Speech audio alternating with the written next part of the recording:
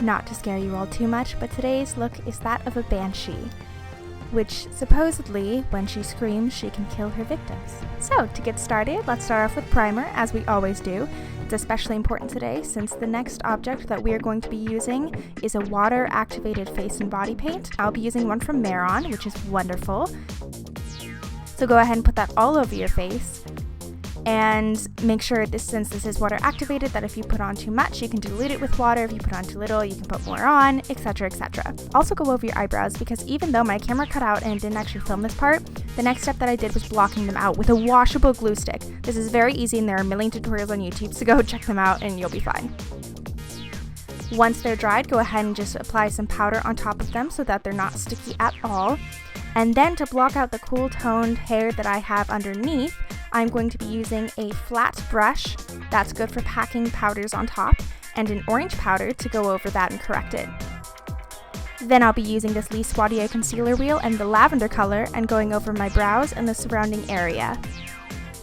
Not only will this cover up the orange and the eyebrows themselves, it'll also even out the rest of the skin and highlight areas that you want highlighted. This can also correct any problems that you had with the activated face paint, so go ahead and use it for that as well. Then I'll be applying powder with my Beauty Blender brush again, and then taking this nude lip liner from Model Co. and drawing lines where I want there to be cuts. Then I'll be taking Extra Flesh by Mehron, sticking a little roll of that onto my face and blending the outer edges into my face. Once it's blended enough to look semi-realistic, I'm going to be taking a knife and essentially slicing open my wound. Then, use fixative A to seal the entire thing and make sure that it doesn't move. This is a really important part because otherwise you can't really paint on top of this and you can't really do anything with it, so fixative A is key. Then just do that to the other side of your face and you're good for that. Paint it all white and you're good to go. Now I'll be taking a tiny little brush and this brown cream paint and sticking that into the center of the cuts. This will make it look more realistic and darker. Then take some blood, stick that in, and then I'm taking Kitten Heels from NYX and applying that as my lip color. I just think that this vibrant red is a fun contrast and really draws attention to the mouth.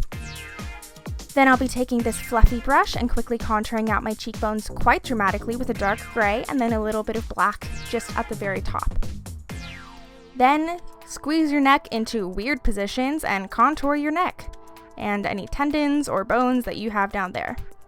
Then I'll be taking a larger flat brush, which is really actually just a paintbrush, and the black cream paint, and starting to blacken out my eye. I'm only doing this to the right eye, and you'll see why in a minute. But for some reason, I made this sort of a diamond shape, and I decided to sort of change this eventually. So next, go ahead and take a flat brush and even everything out with a black shadow. This is when you can round it out more if you made it a little too triangular for your taste, and it's also when you can set the cream makeup so that it doesn't crease when you blink.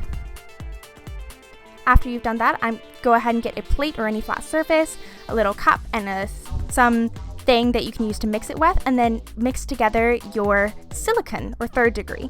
Pour it onto a plate and let it dry, and then it should be a flat surface. Then I'll be taking latex and a little Q-tip and sticking that around the edge of my prosthetic, and then sticking that prosthetic directly onto my face. You want to make sure that this is dry enough that no fumes will be in your eye, and you want to make sure that it's large enough that it can touch the rest of your face without touching the skin directly under your eye. This is for safety. Then, for some reason, I didn't catch this on camera, but basically use your Extra Flesh to even out any ridges or edges that make it very obvious that this is a prosthetic. Then go ahead and do the painting job. Time to mimic the other side.